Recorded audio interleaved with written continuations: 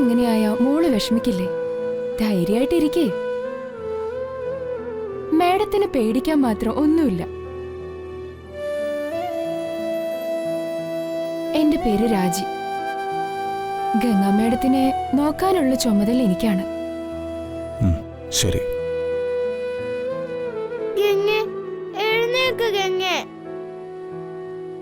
എന്നോട് മിണ്ട്.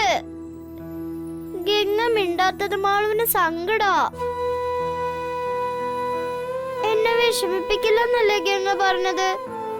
പിന്നെന്താ മിണ്ടാത്തത്?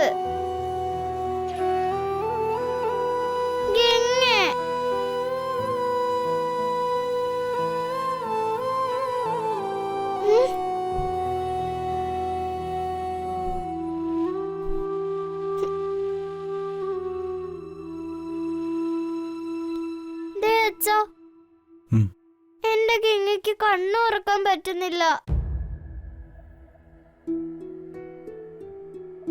സാരമില്ല മോളെ, അതൊക്കെ മാറി ഗംഗ മോളോട് സംസാരിക്കും.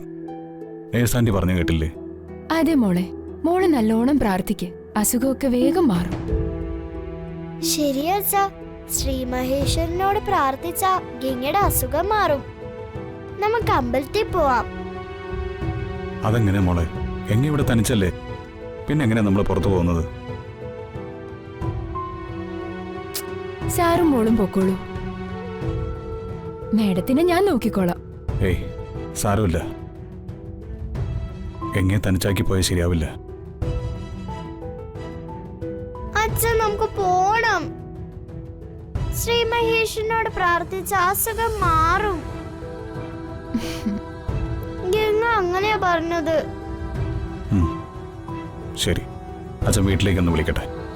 അവിടെ നിന്ന് ആരെങ്കിലും വരികയാണെങ്കിൽ നമുക്ക് പോവാം. വേഗം വിളിക്കേ.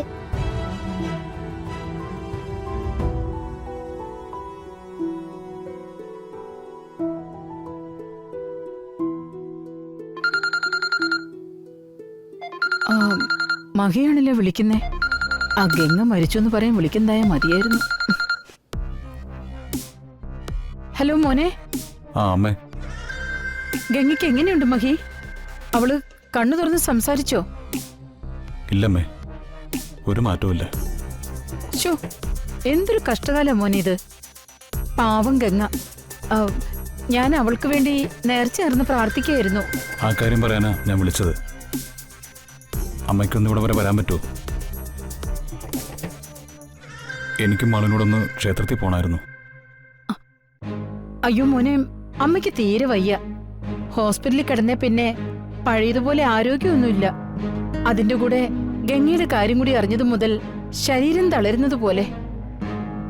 ഈ അവസ്ഥയിൽ ഞാൻ വന്നാൽ എന്നെ കൂടി അവിടെ അഡ്മിറ്റ് ചെയ്യേണ്ടി വരുമെന്നാ തോന്നുന്നേ.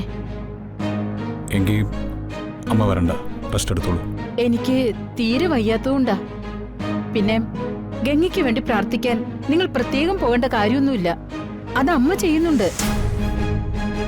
ഓരോ നിമിഷവും ഭഗവാനെ വിളിച്ച് പ്രാർത്ഥിച്ചുകൊണ്ടാണ് ഇരിക്കുന്നത്.